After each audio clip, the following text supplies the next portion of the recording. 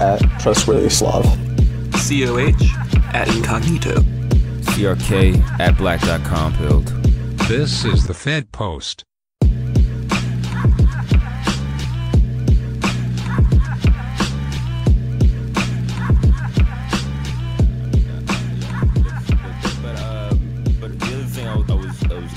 Was like, all right, so like, yeah, so we're talking about like the media angle or their like cynical like read of like the sex positivity negativity stuff. But like, what do you guys think of like the actual merits of the argument as to whether one or the other has actual merits in terms of like a way people should live or whatever? I don't have strong feelings about it personally, but I wonder if you guys, beyond just the media grifting of it, of like, what do you guys actually feel about it? Or Catherine, what do you think about it? Yeah, I mean, I think we're like very like scared of boundaries, especially, and you know, I'm only like really speaking about like American, you know, like coastal elites. You know, I guess that's the only community I could speak to. But there is like a real fear of boundaries, and you know, I started getting the trad label when I used to write an advice column, which was like complimentary to some of my like culture commentary, and I said that like, I don't have a problem with casual sex, but we're like way too casual about it. And we should probably like at least have an idea of what our own internal limits are if we can't, you know, think of a society-wide one. And people are like, oh, you're far right, you're a reactionary. And the most mild, like reasonable take is a fascist take. Yeah.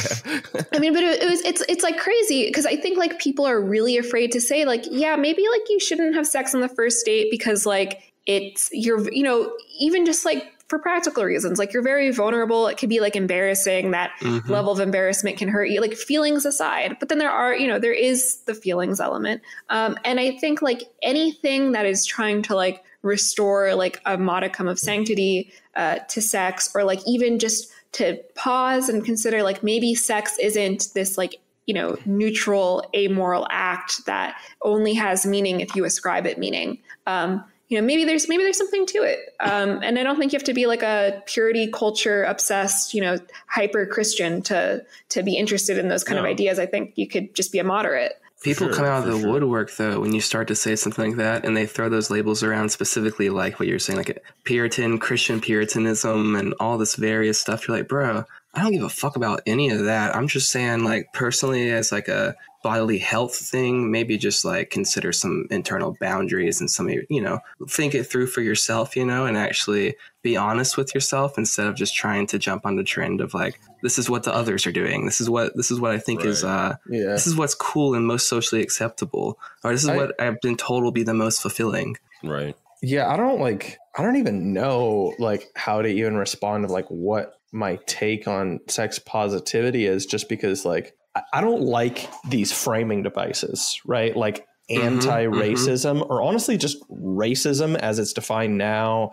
or like sex positivity or like being an ally, just like weird shit of just like, do you mean sex positivity in some like Baroque politically loaded concept, or you just mean like being a fucking well-adjusted person regarding sex? You know what I mean? And like, should you be completely horrified of it and like only fuck your wife once every year when you need a child? Yeah, and never go into a room with other women if your wife isn't around, you know, pull the Mike Pence method. No, exactly, dude. And it's like, no, like, I guess I don't really think, like, I don't know, like, don't do that. Right.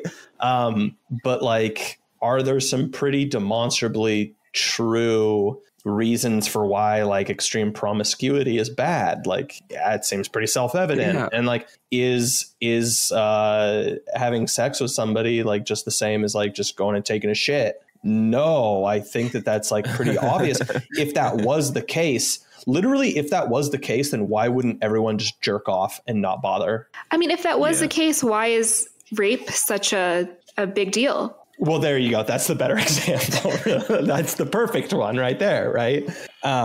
Yeah, exactly. Like it, and that's their own people's own behavior kind of tells on themselves in this way. There's a huge contradiction there. And go ahead. I was just gonna say, like, this ends up getting justified by like it's funny, like the logic of anything can be traumatic and you don't need to explain why it's trauma and it's personal to you and don't worry about it. It's relative to each individual is like really interesting because like there's all these mental acrobatics to justify why like rape is an egregious harm, especially if the victim says it's an egregious harm for some people, but not for others. And then at the same time, like sex is tantamount to, like you said, taking a shit. I mean, it's a very weird kind of system. Yeah, those two ideals don't really seem to match up together at all. Like there's a big discordance between those. I think that one thing that happens here is that like sex really easily it's also like tied up with like conspicuous consumption and status signifiers. And it's very intensive, like as far as like it's very like a internal type of how someone's like the way it's been turned into it's very personal and very intensive, and those are the things that are like the most easy and powerful to politicize. Oh, totally. I mean, I think like in just like kind of like the therapeutic state generally, like mining these kind of veins that are like emotionally loaded are that's really common. But like just specifically in this way of like it's conspicuous consumption. It can be very indulgent and things like that. I think that that's like a big component of it too. And I think that like, because I think like a lot of the sex positivity stuff is obviously a lot more common amongst like progressive women. And I think that a lot of the time it can kind of be looked at as this kind of like, this is finally me like getting a taste of the good life. You know what I mean? Like why not? Like I'm, what is it? It's like treating yourself, right? Like it's almost like it's like human. It's the commodification of human beings meeting with like going and doing some consumer therapy. Yeah. Right. Yeah. But like, I mean, I don't know, maybe this is like a little bit further than a lot of people would say, but like you're debasing not only like the other person, but yourself. And like, it isn't that, you know, your body's a temple, bro. Jesus Christ. Based.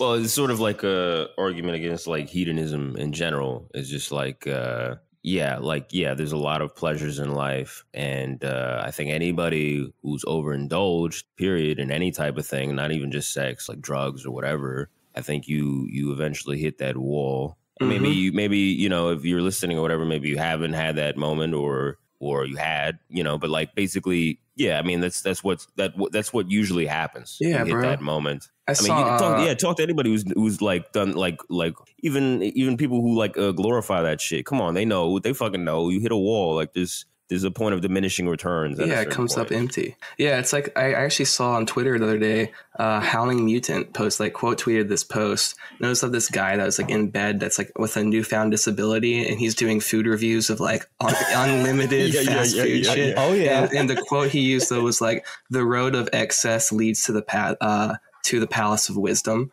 Right. Essentially, just like you get filled up with all these like worldly and very like actually unfulfilling types of things, and you find out that through all this excess actually that's not what's important, and that's not actually what's fulfilling, and what's fulfilling is that which lasts and that which is eternal. And so it's like it's that same kind of idea where it just kind of gets used up, it feels like, and then you fleet on to like what's the next thing. Well, in a way, I hate. No, sorry. Go ahead. Oh, Catherine goes first. Yeah, she gets priority. I was going to say, it's like it's so, this is one of these truths that you like learn as a kid, and like you just have to keep relearning it, and you see it all the time. Like, two very pro-sex, let's say, because I don't even know if I'm using the phrase sex positive correctly anymore. So let's just say pro-sex women on Twitter, at least, are Kathy Reisenwitz and Ayla. And they both come from evangelical fundamentalist Christian backgrounds. And you poke any person who's very vocal about sex, and that's basically true. And like, even me, I got married super young. I got divorced. I led a very sort of like coastal lifestyle, not as extreme as most, but extreme for what I had been used to. And now I'm back to like being boring again, because that's, I mean, just if you repress yourself for too long, or if you dive into it too quickly, too fast, too much, you're bound to have a reaction like that. Like, absolutely, there's all these rubber bands of people. I mean, that sounds crazy, but yeah. No, that's a great point, because like, just like the pendulum element of like politics in general, or polarity shifting on a lot of big mass societal things, like this is the same for the individual. I feel like I just don't, like, when it comes to cultural things, I don't believe there's a one size fit all thing. I really just genuinely don't. I don't believe that shit. And I know that, like, there's a lot of right and left people that don't like hearing that shit. They just, that, you know, they want it to be that simple. I don't believe that. But I think a lot of this stuff is like, I don't even think you really need to tell someone, like, you know, be abstinent. No, that won't ever work either. Yeah, yeah. Like, I would just say that, okay, I know that there's the mainstream like conformist narrative that's coming from top down is to be sex means nothing, fuck everybody. That's what's coming down from like the top. So I know that that's the influence source. So if I would say, don't be influenced by anything. If they told you the other way, you shouldn't give in to what they're pushing on you. You should try to stick to what makes sense to you. And you know, I like what Katherine was just talking about, and like I have personal experiences with this as well. Is like, you know, I've definitely had like a whole phase where I've just been like, you know what I mean, like just over, or even just like with drugs or whatever. Like I've had periods where I've overindulged. I'm in fucking New York, of course I have, and I would just say, like, you know, I think there's some value in seeing for yourself where that wall is, of course, and then you learn it yourself. You know what I mean? Because sometimes you can't learn it from somebody telling you secondhand. I mean, they can tell you, people can warn you and give you advice about a lot of shit, but sometimes you just got to see it for yourself. And that's kind of the advice or wisdom that kind of lasts the longest. Yeah. It's like, I already know firsthand where this shit goes. You know what I mean? Like that type of thing. I think it comes down to balance. Like I can't, when cultural stuff comes up, it's hard for me to ever say like, well, this is something that I could say is a prescription that everyone should do, especially as far as individual action goes. But I think that one baseline prescription is to try to maintain a sense of balance in your life. Like you don't want to get too far into any one thing. Like you don't want to be too completely, you know, repressive of all of your instinctual urges or whatever it is. But you also don't want to be completely hedonistic and just go out and act on every single one. You have to balance your intellect with your instincts and your instinctual natural drives, and you know, those types of things. That's what it means to be a fucking human being. And that's like all these problems, a lot of strife and a lot of stuff comes out of unbalance, especially large amounts of unbalance. You can see that in the political world. You can see that in families. You can see that in relationships. You can see it in individuals. So trying to, getting back to some sort of sense of balance is really like, that's, I think the universe's natural state is to be in flux, but it tries to get back to a state of balance. And I think that's represented fractally within everything that we do. Yeah, I mean, I think that there's a lot of like basic natural kind of social technologies built into sex that kind of balance themselves, that balances things out. You know what I mean? Like I think like your rise of really dissatisfied young people becoming, you know, incels or whatever, that's part of it. You know what I mean? Just shit like that. I will say also the just dialectic, as far, that's the dialectic, baby. But you know, as far as like sometimes you just got to learn the lesson the hard way. I really do believe in that. At the same time, though, I think there also is a little bit of, you know, you at least want to set young people up to not make catastrophic irreversible mistakes. I mean, like when I was guardrails up on the highway and shit, bro. You know what I mean? Yeah, exactly. I mean, like when I was drinking, you know, what got me sober was seriously injuring myself. And like it literally is something that still like kind of affects me today. It's not, you know, I'm not like in a fucking wheelchair or anything. Like it's not anything crazy. It's like, as far as like an injury goes, it's like, it's not horrible or anything, but you know, it's stuff can echo throughout your fucking life. I had friends in high school that, you know, like were promiscuous, and then just like relatively early on in their sexual history, just like boom, immediately fucking lifetime STD. And it's just like, all right, well, like, or a kid that you're not ready for, you know? Well, or that. Yeah. Well, that's the Oh, ultimate yeah. STD. I'm like, oh no, I don't want to make that joke. Oh man, I still don't SLAV want dipped to. in some antinatalism real quick. That's not Damn, now me. he's going in the snippet. This is the snippet. That's fun. You're just gonna cut that out and just reply to posts of mine you don't like with that all the time. We got him, boys. We got them, boys. No, I mean, I was just talking about this with somebody today of like alcoholism or a lot of that stuff. Kind of the moment people snap out of it is when there's like the doctor shows you an X-ray of some shit. It's like, yeah, man, this is it. Like, you know what I mean? Like you got to. That's the thing that I've seen people with real lifelong issues kind of like snap out of it and get their shit together. Was they needed that? Which, yeah, I mean, again, like that's a tricky thing. Like sometimes you don't want people to get to that point. Which is why your parents bother warning you about shit from the jump, obviously. So I don't think it's necessary that you got to learn it the hard way. But I mean, I don't know. It's a tricky thing. I think for some people it is, man. I think that everyone's kind of like wired differently, and as far as learning like their lessons or like learning, how to exist in the world. Some people have a little bit harder time with it than others, and I think that some people do have to learn those things for themselves, and I think that others are able to pick up on like social cues or pick up on the things that wisdom that other people have and incorporate that into their lives to where they don't actually have to go through those paths. But like we said before, this is kind of one of those things where it's not a one prescription for everybody. Like not everyone needs to go out and hit rock bottom in order to not be a junkie, right? But some junkies need to in order to not be a junkie anymore or whatever it is. Yeah, I think it goes like that with ideologies as well.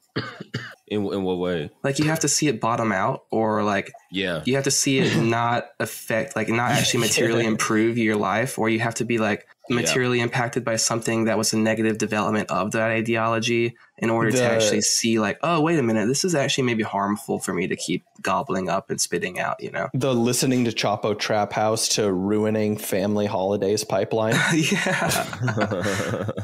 Or even if you're a Wignat and you find out some of your like white nationalist people that you look up to don't really believe it, or you're a black nat and then you find out they don't really believe it. Oh, you find out that the people in your ideology at the highest chain don't really believe this shit, and they're all partying with people from different camps, but they share the same class. And that's where you sort of like, that is sort of a rock bottoming thing where some people sort of realize like, oh shit, they're not, I take this serious, but they don't. And they're the people I've like listened to. And then you sort of realize there's some other element to it. But I mean, what would you say, like, Katherine, what would you say do you like ascribe to an ideological like setting, or do you believe like what was your sort of route generally from the beginning, I guess? Man, I'm sort of weird. I don't really know what I believe. I know what things I generally gravitate towards, but I'm kind of like in this perpetual like seeker mode.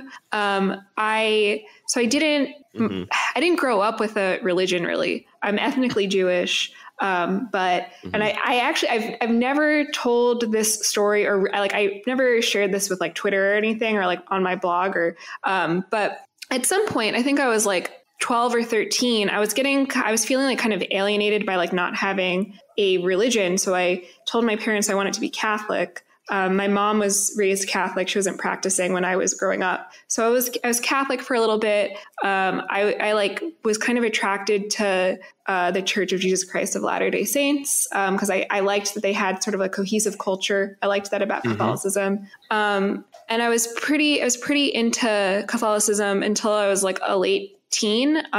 Less the beliefs and more like the like really like spiritual part of it. I mean, like less the political baggage and more the like the religious element. And I abandoned that in college. And I had no one who was like reinforcing it because I chose it on my own. And then in college, I kind of had I was a little crazy, I was a little off the rails. I didn't really have like a hoe phase per se, but I definitely like drank too much and like embarrassed myself. And then I married someone who is very right wing. And I think I like absorbed a lot of that, and that kind of like stayed in my worldview for a while. And now I'm kind of like, who knows? I'm willing to hear all sides. Yeah, that's how I feel. I don't feel obligated to anything at this point. But yeah. I mean, yeah. So I don't know. I feel like that sort of is the the best lesson is when I don't know. I'm sure even people that have listened to this, like, there's got to be some period in time where like they sort of had this phase or like a period where they've overindulged, or however small it is. Like everybody knows that feeling. Like you feel good, you're satiated, but like there's something empty about it. There's something like missing, especially if it's like cheap off of like sort of shortcuts. You know, and we kind of talked about this with Alex K too, like and that's where the religious sort of element is to it. It's like you can't get shortcuts to these things. You kind of want to earn that. You want to earn whatever pleasure or like relief you get, or being content. It makes it a lot more richer. Than you want to earn that dopamine. You don't want to just be hopping on this dopamine train nonstop. And that's why people shouldn't watch pornography. Whoa, quick turn here. Well, we can talk about that. I mean, we haven't talked about, I think we talked about that like a while ago. That was like episode 13 or something. It's been a long time since we talked about that. I don't even remember that. It was a while ago with Noam and Bella for a little bit. But I'm down to talk about it again. I mean, yeah. I mean, the only opinion I have on it is just that, like, it's like, if you have ever watched porn, you're a terrible person. You're going straight to hell. I hate you as an individual. What are you trying to say, bro? I don't know. No, yeah. I mean, well, I don't think banning anything solves anything. I don't think it's that simple. I don't think banning porn is going to solve the void that there is in society that makes people watch porn for 15 hours a day or whatever. Like, that's getting rid of it isn't going to solve that void, right? That's what drove people to do that. So I think, I don't think it's just like with drugs or gambling or a bunch of shit. I don't think banning anything is going to solve it. I think in an ideal world, it'll be an option and people willingly choose not to do that. That's when you got a healthy society. That's too utopian, though, right? You think so? Yeah. Okay, so what do you think about it? So, I mean, I think like, what's interesting is when porn was like more taboo and when there was a stigma attached to it, it was also much cooler and much more interesting. And it was kind of, they had some like almost artistic cachet to be a porn star at some point. That's totally gone. It's like completely like blown out. Like, I mean, that's a terrible way to put it, but I mean, it is, right? I didn't say it. So I say banning it, I actually think would be better for porn in this weird way. Like, I'm of the belief that some things belong underground. They belong in the counterculture, and the people who enjoy it the most will get more out of it if it has more stigma. Because it's like it creates a boundary that should be there. And if there's something at stake, then like if you really need porn, then it's like kind of a risk, and it's probably even hotter than just freely being able to access it on the subway. Yeah, or we should like be able to take it off the internet and then make it to where you have to go and deal with someone in a store. You gotta walk in there, you gotta show them exactly what you're buying, and you gotta buy that shit from someone. Oh, bro, first. I would never fucking watch porn again in my life. That's what I'm saying, dude. But the people who are real heads would. The real heads would. Jesus, the real heads. Yeah, that's brutal. That's the most the cloak, the trench. That's coat. The most reactionary take COH has ever had on this fucking show. I've come around on that. I'm pretty like, I think that'd be good to ban it, and at least in like a pretty large portion, or at least restrict people's access to it. Like, I know Utah did a thing where they're making it so cell phones sold in that state have some sort of porn blocker on them. I think that's pretty based. I don't have any problems with that. I don't think that solves it. But like, I think that's actually pretty good. I think I don't know. I'm not like a tech dude, so I don't really know anything about this, but like, I feel like kind of my habit with internet stuff is to kind of be like, oh, cat's a little bit out of the bag there. Like, people are gonna fucking access porn if they fucking want to. Like, I've mentioned this constantly, so I guess like I don't always need to say I had buddies that lived in China, but I had buddies that lived in China, and like they even would talk about like, dude, like accessing YouTube and other websites in China like wasn't fucking hard at all. Like, everybody acts like how difficult it is, and like, I think you need to like use your phone number to access the internet there, but like using proxies to just like access the Western web is not at all difficult for people that I knew. I think it's important to have those like levels of boundary to like you have to go through in order to do those types of acts. That's what I was just going to say is like we were talking a little bit earlier just about like these really, really limp-wristed sorting mechanisms that end up like having humongous effects of like, oh my God, please like and subscribe to my YouTube channel. And it's like, yeah, like you had 1 million people watch that video, like 100 of them might do that, might do one of those things, right? Because like people can't be bothered to click, right? And yeah, like the desire to fucking, you know, bust a nut is definitely like a motivator. But yeah, I mean, I think I don't know. Now I'm contradicting myself. Point is like, I definitely don't agree on like prohibition doesn't work. Because then at that point, it's like, I mean, do you think we shouldn't like prohibit child porn? I mean, do you think that we shouldn't prohibit hand grenades for people? I'm sure that we have like a lot of listeners. I think that right. I mean, like, I think that we probably have a lot of listeners that think that we shouldn't outlaw hand grenades for private citizens. I'm actually kind of on that wave a little bit. I'd like a hand grenade. Dude, CO is in rare form today. But yeah, actually a hand grenade would be kind of sick. Yeah, it'd be dope as fuck. You just pull out the function, everyone steps back 10 feet. You got a whole room, like a whole amount of space you can get your groove on, bro. Well, that's some fucking social distancing. If they wanted to take COVID seriously, they would just universalize hand grenades for everyone. Suicide vests for libs that don't want people to get close to them. Anyways. Yeah, I think there's degrees. I think there's degrees to the prohibition thing. Yeah, child porn for sure. Yeah, that makes sense. I mean, see, I'm seeing it. It sounded like it was an in for a penny, in for a pound type of thing, though. Well, you know what I mean? If like prohibition doesn't work. You also got to think about how boundaries like that are not only boundaries for individuals like access to it, but also boundaries for consumption and therefore the commodification of those things. So, well, okay, do you guys think alcohol is destructive? To a degree, yeah. Okay, I mean, I think so. Should we ban alcohol? No, but okay, so here's the thing, right? I think that just like Christianity in the Western canon, like these, you're never going to be able to root out the cultural imprint and echo of alcohol. And so to be like, I'm going to go to North America and I'm going to outlaw alcohol. Well, that's impossible. That's impossible. And honestly, do that anywhere, bro. I was just going to say, I'm saying the West, and I said the West just because I tried to use the example of like religion, but like, that's just everywhere.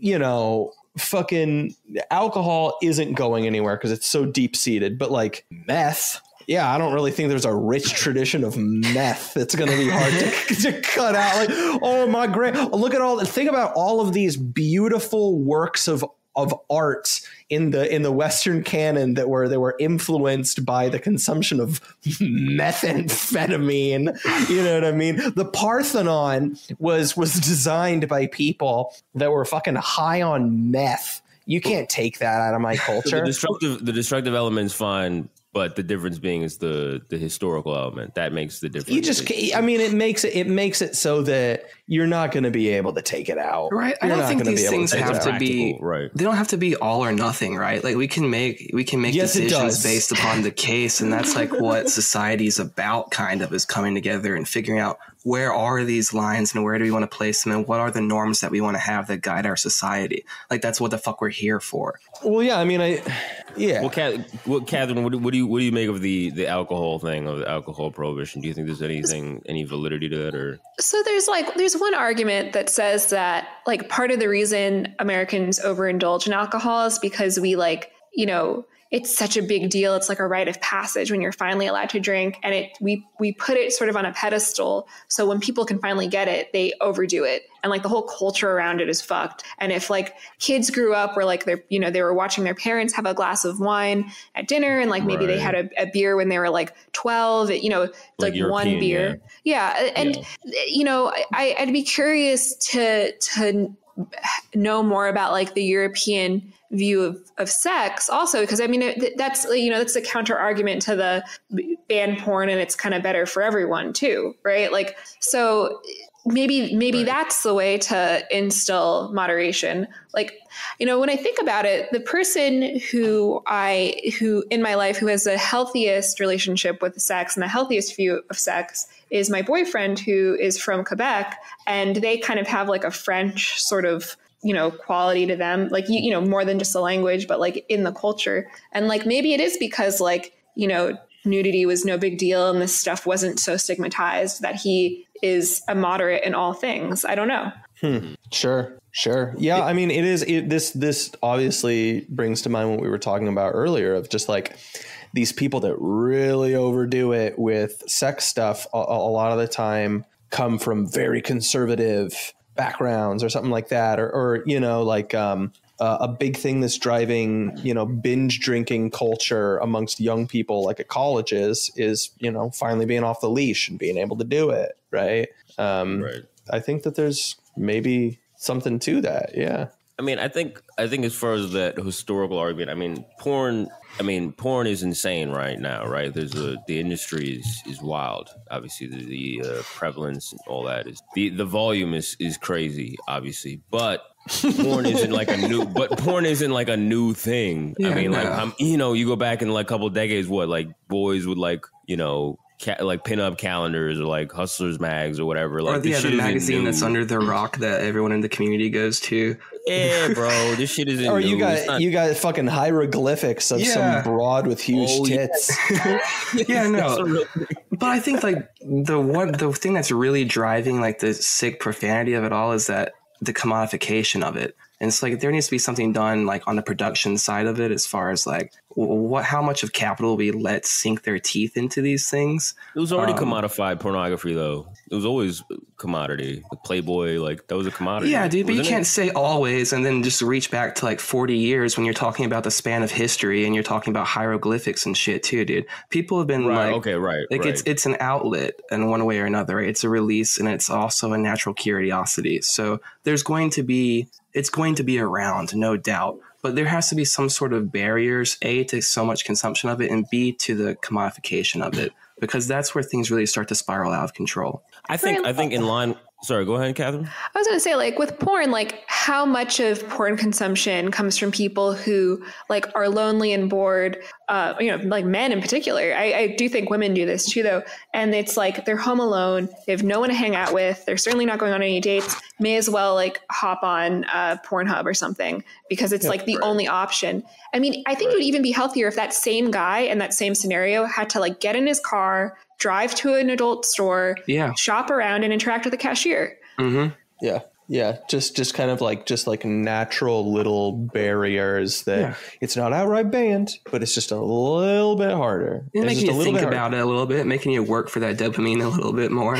Honestly, dude, you know what this reminds me of? This reminds me of the thing the other day of like China making it so that children can only play like 2 hours of video games every week. And they say that it's an opium of the soul or something like that. Like, honestly, fucking based. I play a bunch of fucking video games, and like, guess what? Like, they trick me into thinking that I've accomplished something by checking off these little imaginary to-do lists in the game. And like, that's bad. Like, if I quit them entirely, I would get a lot more done in my life. You know what I mean? Now, do I want to deal with that shit in China? Fuck no, dude. No. Fuck no. Dude, I'm going to get off of this recording and a little bit later, and I'm going to play some more video games. A little Death Stranding, walk around a little bit. Oh my God.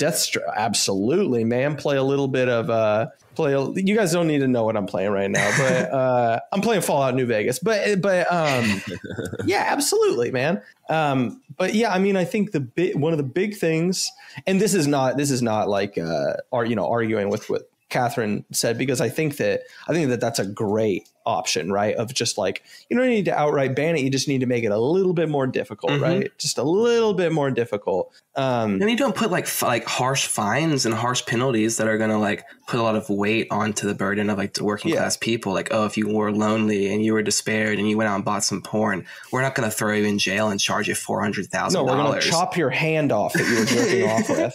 But that kind of comes with the territory of it being like illegal. That comes with the territory of it. I mean, it falls into that realm though. That's yeah, but for me, it's like the idea of like so you can see a parallel with this with like marijuana legalization, right? Like where they're legalizing marijuana in all these states, like Colorado, Washington, California, and more and more and more and more. And it's bringing this thing that was previously a little bit of a subculture, a little bit, harder to get, harder to reach. It's still easy, it's still prevalent, but like, you had to jump through a couple hoops, you had to think about it. And now it's like, instead it's bringing that out of this underground that was largely free of commodification, except for the like use of its symbolism, to like try to sell records or whatever the fuck it is. Now it's being fully commodified. And so like you're seeing the way that it's changing the actual weed, or it's changing the way that people interact with it, or it's changing, how strong and potent this stuff is and how that's affecting individuals. And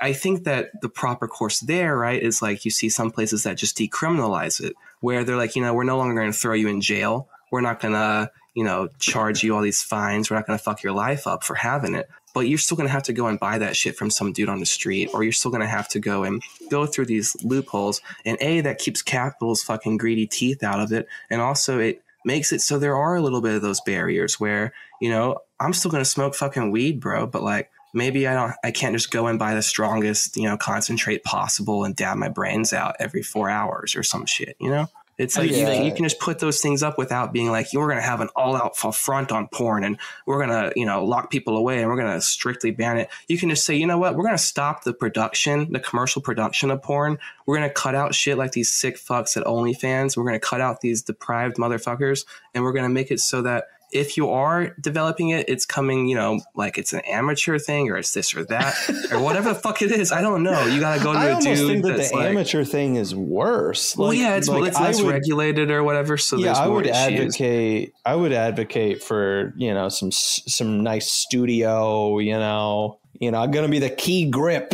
on this titty flick. I don't know. It's like David Lynch pornos going. Yeah, exactly. Well, then it'll drop in quality, and then people lose interest, and that actually might be the way forward. Because I feel like with like weed, right? Like a lot of people like just miss buying weed from a dealer because it was better quality, and now this new stuff is like you either have to smoke more of it or less, or like. Oh, dude, it's the opposite. It's the exact opposite. Yeah, you smoke one and you're like, God damn it, what? No, it's the exact opposite. I would kind of get swag. You don't get I'm in Washington. You can't get swag even if you tried. But I go to the store and I get stuff now, and it's like fundamentally a different drug than the shit that I used to smoke back in the day. It's a similar kind of effect that you're talking about, but it's kind of the opposite of just like it's almost too much. Like the refinement culture, I guess, is like Paul Scholes. It's efficiency culture, kind of, Yeah, like it's fucking, oh my God, like weed is satanic now. So do you think like super regulated porn or like super produced porn would be better? I don't think that like this. I think that's already happening. Like, I think it's happening less now. I don't know. You have a lot of money that's in that circuit, and like, it's very commercialized. My take on this isn't in like the realm of the kind of like of critiquing capital personally. Like, I don't think that that's what it is right now. I think that just like, I could be wrong. I don't really know like a ton about the biz. Well, that's what drives the consumption of it, right? Like you're gonna create these unfavorable material conditions that are gonna drive up loneliness and despair and all this, and you're gonna sell them as an alternative to true human connection. So you're gonna do this, and to actually, we weren't critiquing like modern atomization or anything. We were critiquing like the commercialization of pornography, which I don't necessarily think like they go hand in hand, bro. Well, of course they go hand in hand, but that doesn't mean that that's the critique that is my main thing with it is just that like whether it's like the product of like a big, huge, cynical, ugly company, or it's just like something someone shot on a vertical video on their fucking iPhone, many such cases, is that it is the, with a couple movements of your thumb on your fucking phone at any point in the day, you can just, get that dopamine hit that normally would take like a much longer and much more effort to attain, right? Courtship, it's the or removal even, of the boundary there. Exactly. And I think that if you give people a dopamine button that they can just hit and it rewards them, you can't really be surprised when people just do that. And, there's going to be a lot of people that hit the fucking button until they basically die. But for what I was saying, like the reason why that boundary is removed is because it has to be removed in order to fully commodify it correctly. So like that's why I think it's becoming more and more prevalent, and why it's becoming less and less stigmatized is because there's a top-down push in order to make it more. Oh well, absolutely, consumable. absolutely. It's just when it comes to like the actual the actual product of the porn itself, I don't know if that's like the most like relevant. You're talking about it in a more like macro way and like 100%. Yeah, I'm not talking about individual artistic like merit to whatever porn video. Yeah, like I don't think that like the studio system of pornography is the issue here. I think maybe in mainstream movies, absolutely the case. But like not really the case with like pornography. You know what I mean? Like people don't go to the movie theater and like, hey, I'll take one ticket to the Green Knight, please.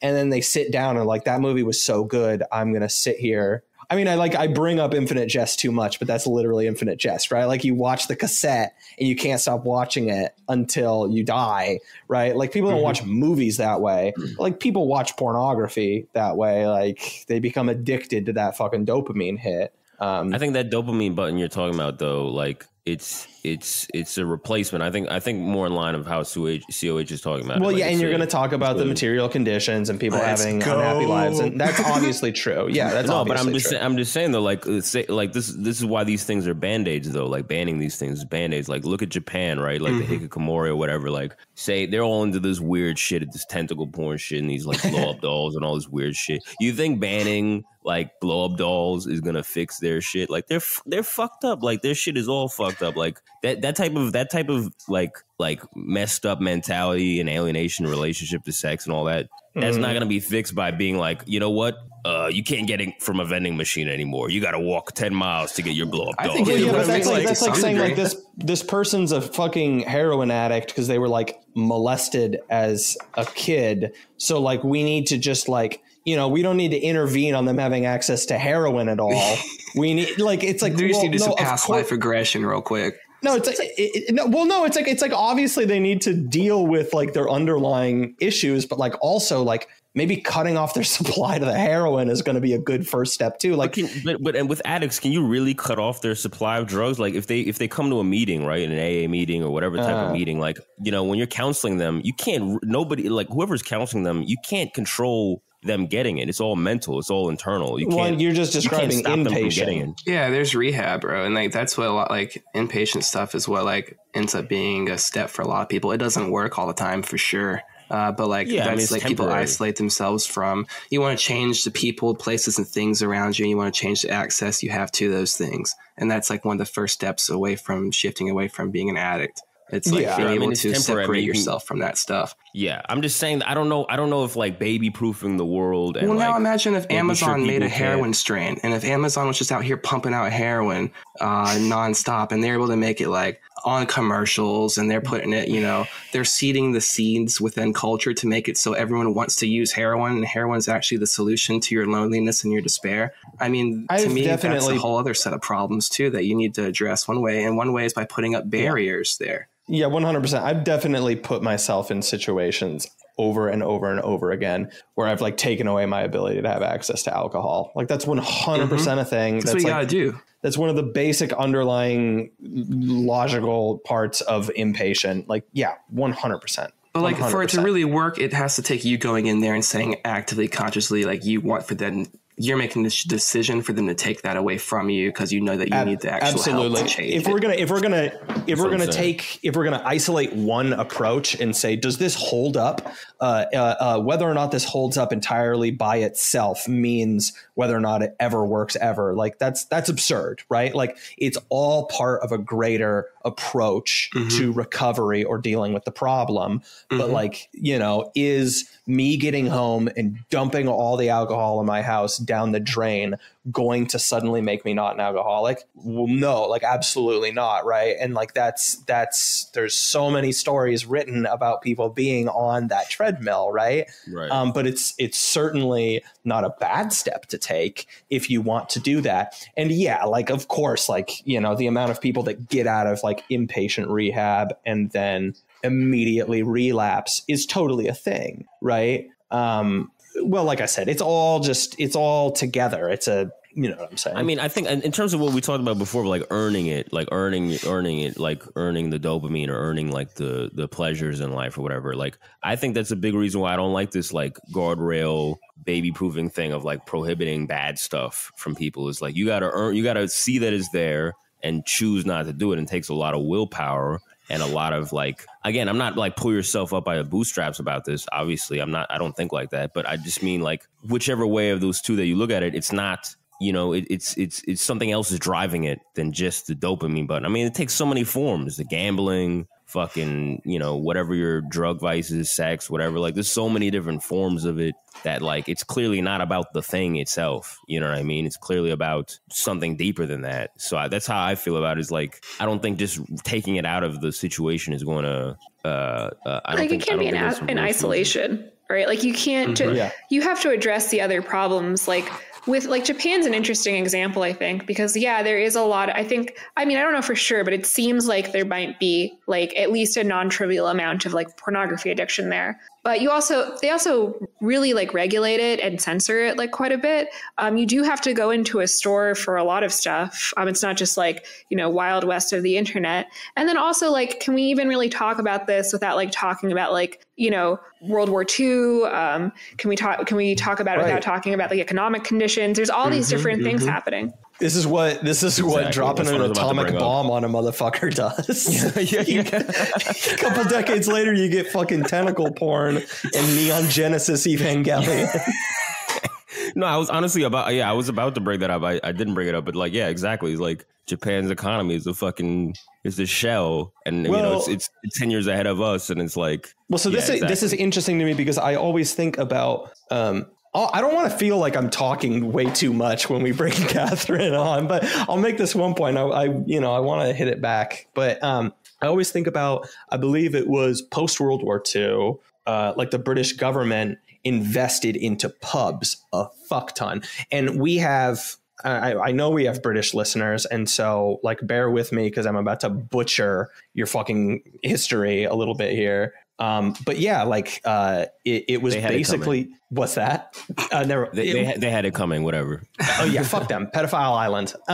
But like basically just this idea of like the government is going to really support and help out pubs and I'm basically just building to say that that the lifestyle of the average British worker was basically designed to basically be, you know, you get up, you go to work, get off work, you go to pub, you go home. And that was this huge effort that was done to maintain kind of like a social structure, cohesion. It's a huge part of their culture still. And it's big, right? And I think that there's a lot to unpack there, right? Specifically just about like how the state can inform consumption habits and all of that. But specifically what I want to talk about is just how like work culture, life as a worker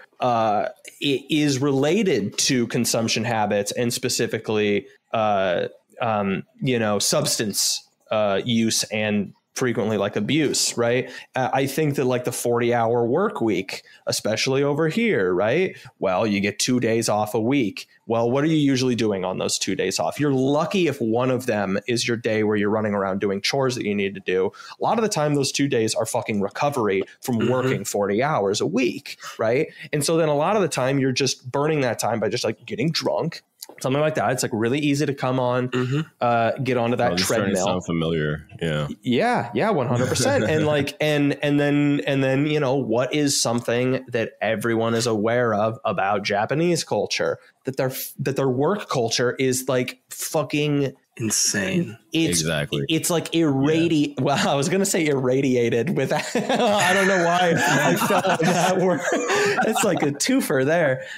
It's really bad. Because I didn't want to say toxic because I hate the term toxic. I think that this absolutely has a lot to do with just work culture generally. So. Yeah. And like Korea, they have to have like some day to remind people to like a family day to like go home and like procreate or whatever. Like all these things like, and like what in Japan, like you got to fucking like some people live in like some pod, like a literal pod on the highway or whatever, like to like save time from the commute. Cause they're like, all right, well, I've got 4 hours left and it takes 2 hours to commute. So there's no point in going home. So I'm just going to be in this fucking pod. And like all these kids like on the PC cafes, like gaming all the time, like gaming 24 hours or 48 hours. Like, I don't know. I mean, like, dying playing video games or whatever. Like this is or people dying from overwork, being overworked. Like it's all the same thing. It's all escapism ultimately. Well, yeah. And it's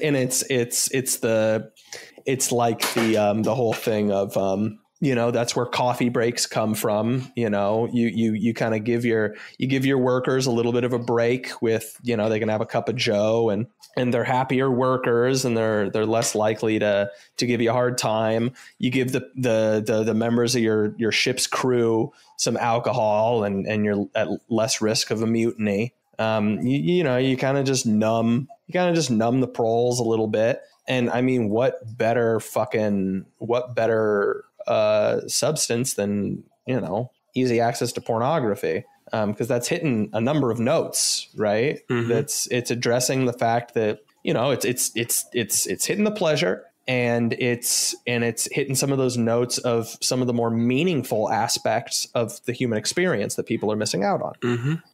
So I agree with this, especially, just like work culture being exploitative. But, if you look at like NEETs, like they also are likely to be, like video game or like porn addicted people who are, it's not like unemployed people in this like framework are like, producing great works of art or something or like have active social lives. So there has to be like some other element, which is like where I'm like very sympathetic to people who say like, maybe we should just, and I'm not saying that this is my belief just before anyone takes that out of context, maybe a listener, but I am sympathetic to people who say maybe we should just be like a Christian nation and provide that sort of like a transcendental meaning that like you need, it's more than just fixing the work culture and more than just fixing like your family life. Like you need to feel like it's for something. Maybe it's your country or in culture, maybe it's God, but there needs to be some other structure there. Oh yeah. I mean, like, I think that I'm like in a lot of ways, probably like one of those people that thinks we should just be like a Christian nation. I think the issue is the we of that. I mean, like, is the U.S. really like the most likely to you know exactly what I'm going to say, right? But like, I think like, yeah, like if you're some little fucking European country, that's smaller than the size of, a state, and that's actually something that's logistically in the cards, I guess maybe not these days, but like, yeah, I see that as being like a really big benefit and everything. Like, I always think back to, I think it's like a Dugan quote or something where he talks about like liberal. I'm going to butcher it because I butcher all quotes on here, but like liberalism is very good at bringing people freedom, but it's very bad at answering the question of what that freedom is for. Mm-hmm. Right. And that's where I think that a national religion would obviously address that. And before COH can jump in and be a pedant about it, obviously, other things could fill that place. Yeah, that's what I was going to say. And I care a little bit more about the function than I do the tool to reach that.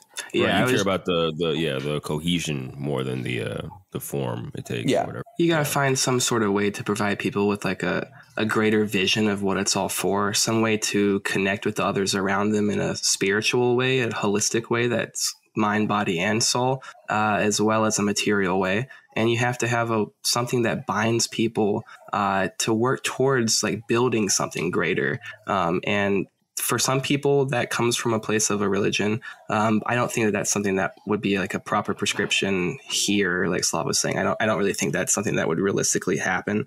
I don't think that's something that I really necessarily want either, just for my own personal self.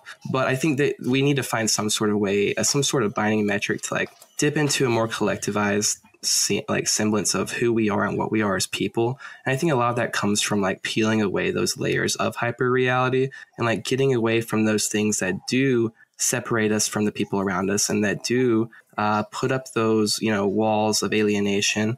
And by, giving someone the means to actually live the proper livelihood and not just, be able to distract themselves away from the fact that the one that they're in sucks, but a way to say, hey, there is something greater. Maybe it's, it's all of us together in a collectivist sense. Maybe it's, some higher power. Maybe it's some, some mystical thing. But whatever it is, there needs to be some sort of understanding of a greater purpose, right, than the individualist. There needs to be something beyond rugged individualism, because this is kind of where it lends to take us, is these places where people just kind of look for an offshoring of the soul of sorts, where they just kind of put all their things out into these meaningless vessels for consumption, rather than actually latching onto the people and places and things around them that actually hold meaning and value. Yeah, I mean, I'm curious what your thoughts are on this, Katherine, like specifically, what you think maybe like a good option is for this kind of stuff. And I don't know, just your general thoughts. I don't even want to limit the question too much. I mean, it's tough, right? Especially like in the United States, where we don't have like a cohesive like cultural heritage, and like what cohesive cultural heritage we do have is really tied up in like consumerism. I mean, when I think about like people who are like well-adjusted, they often do have religion in their lives, and it's not really about following any kind of dogma, but it's about like, this is like a culture that's being passed down. They're also part of like diasporas. And I think there's like something to like maintaining a tradition, passing it on to your children. There's also something to like wanting to have a family because you want love and support in your life and all of the very human emotional reasons, but also to, I'm an Italian American and I want more Italian Americans, and I want them to know my cousins and live in my neighborhood and maintain it. And like right now, like we don't have any of that on any level. Like, people don't if you're white, you better not do that. You better not do that. Yeah, sure. It's legal. COH, are you saying that you believe in replacement theory? I'm not going to really put any type of, I'm not going to put any words in my mouth. I'm not sure I want getting out there. I'm being terrible. Continue. No, I was just saying that, like, we move around a lot. Like there's like, you don't even have this like sense of pride in like your hometown, where it's like, maybe you leave for college or like the first 5 years of a job, and then you come back and like you bring your new wealth in. There's just a lot of like, no one's really invested in anything at all. Mm-hmm. So, I mean, and I think that's why you see like in certain pockets, I say this kind of thing and people sort of think I mean like everyone in the whole country, but in certain pockets, you see like people sort of gravitate back to religion. Like I've noticed a lot of people in Silicon Valley circles that I'm in are like suddenly converting to Judaism or in some cases, Christianity. And I think part of that is like they need some kind of investment in something. And like the thing with like Judaism is like you got to fight to convert to Judaism. You can't just like wake up one day and be like, I'm Jewish now. You've got to prove your worth and then contribute to the community and pay to be part of a synagogue. They're